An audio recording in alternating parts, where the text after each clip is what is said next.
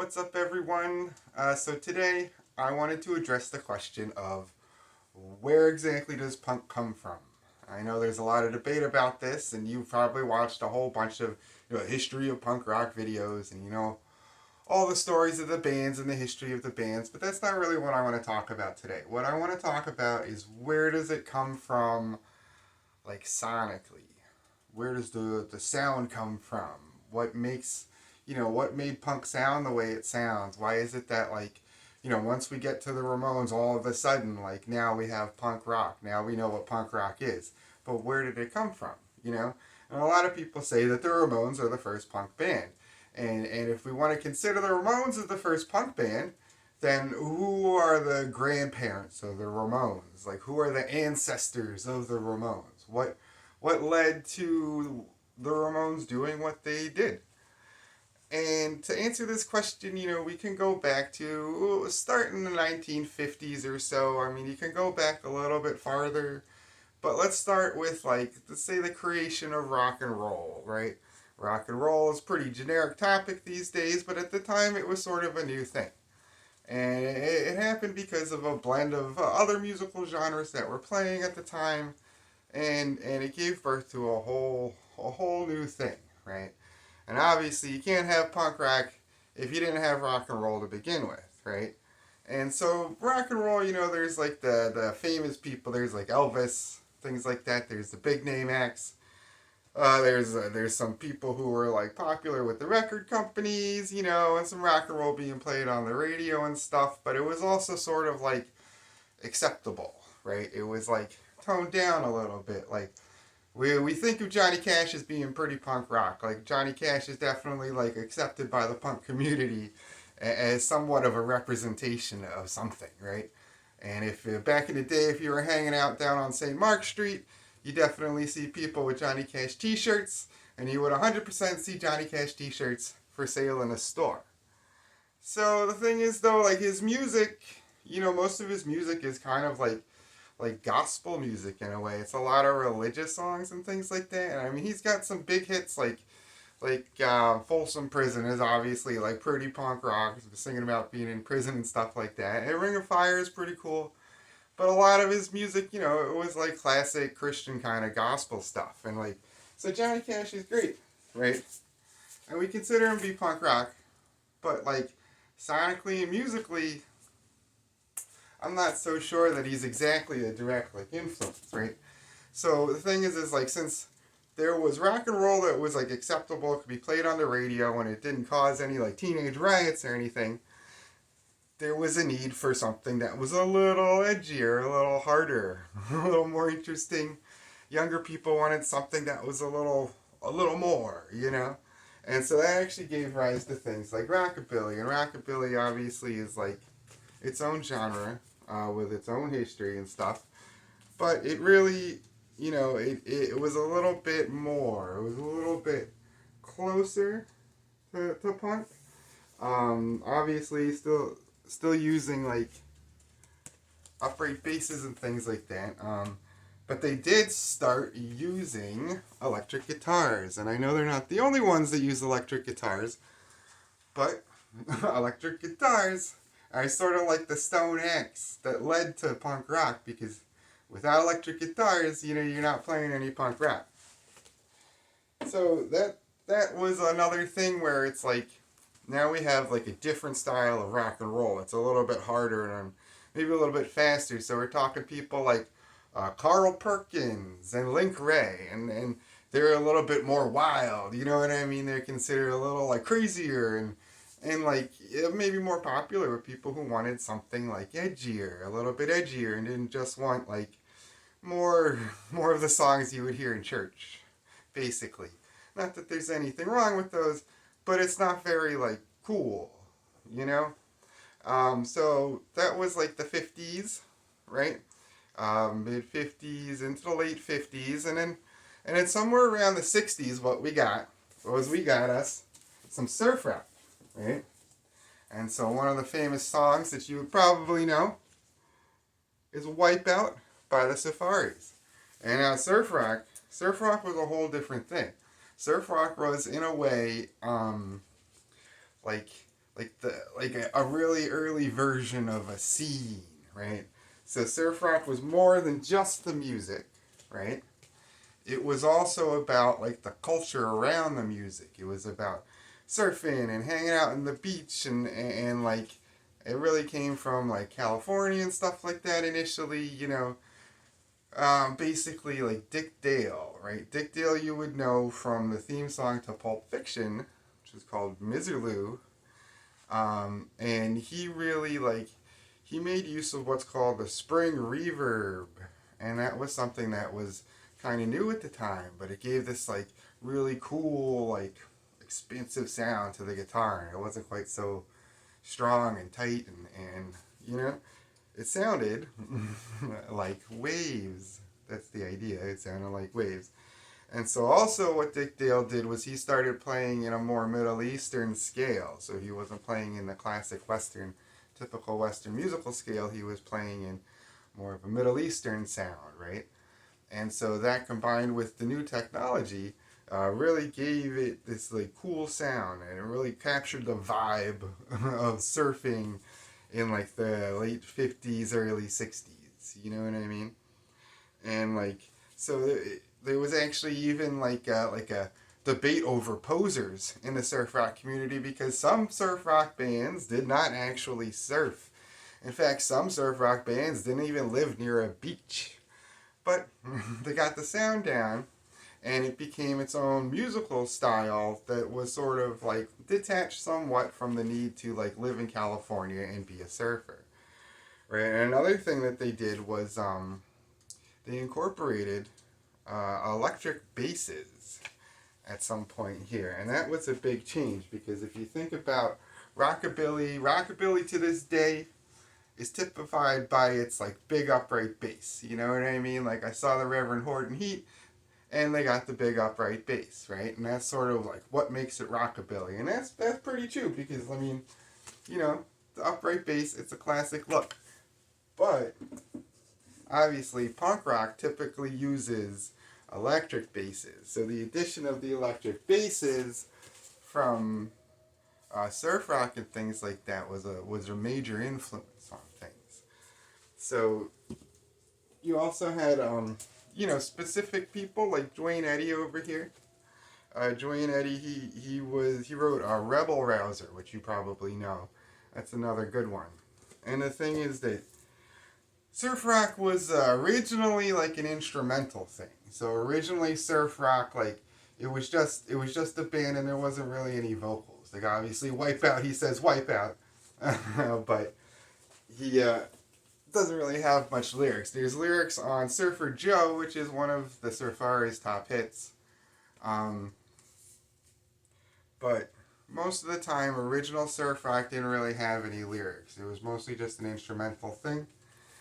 And then they're led to like a lyrical surf rock. So this is like sort of a split. And you can imagine this as a split between like true punk, right? And then like pop punk, right? So like some people think those are like should not be together in any way, right?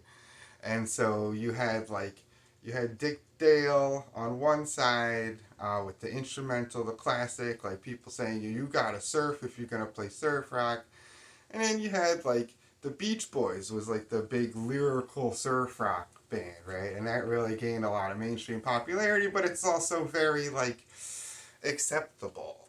You know what I mean? It's not terribly challenging um, in its content, so it's definitely not very punk rock. So it's sort of like, it's split off, right? And then at some point here, it got easier to get your hands on some like instruments. So you could get, electric guitars, you get a drum set, you can get things like that. And there were a lot of popular bands, and so that inspired a lot of people to start their own band. And like this is a bit of a retroactive title, but there is something called garage punk. And I don't mean the garage punk from like the 80s and stuff like that, but actually from like the 50s and 60s, right? So this is also sometimes called like proto punk because it really is like the prototype of punk. It's like the cave paintings of punk, but it's really got some things that are just right there that really is like punk rock. You know what I mean?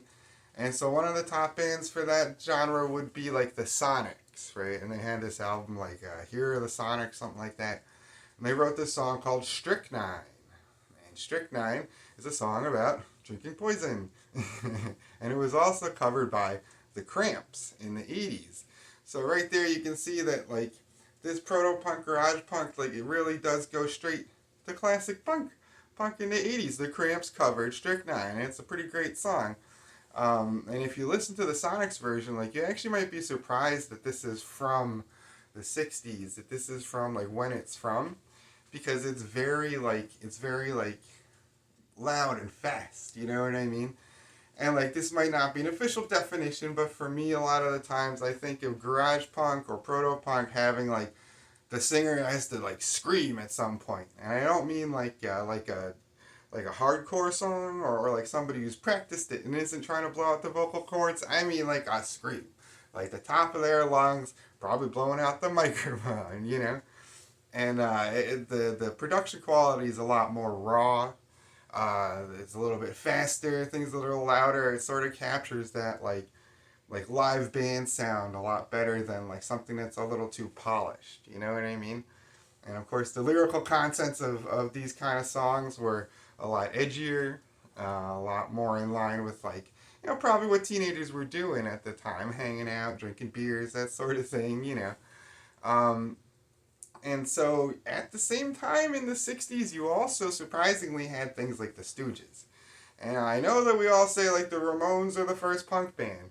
But if you listen to the Stooges and you listen to like I Want to Be Your Dog, that song does not sound like it's from before the Ramones, right? I mean, it doesn't sound like what you think of from the '60s, which you usually think of as like the Beatles and like you know what I mean, I don't know what Sugar Sugar and things like that. You know what I mean, like the Archies. Like you don't think about things like Iggy Pop singing about "I Want to Be Your Dog," and so that is definitely that's like that's like almost already there. You know what I mean? And it's almost already there.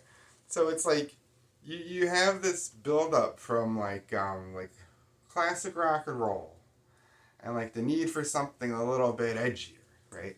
And there were some people who played it a little bit faster and a little bit more lively, and maybe they had a little bit of glitz and glam and stuff to it too, like fancy guitars and things like that, you know?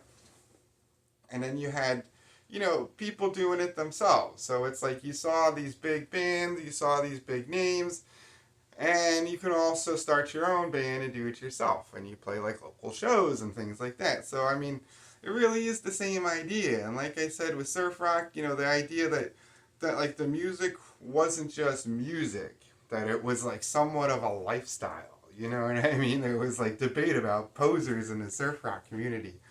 So it's like, it was this idea that like, you didn't just listen to the music, you also like probably dressed a certain way.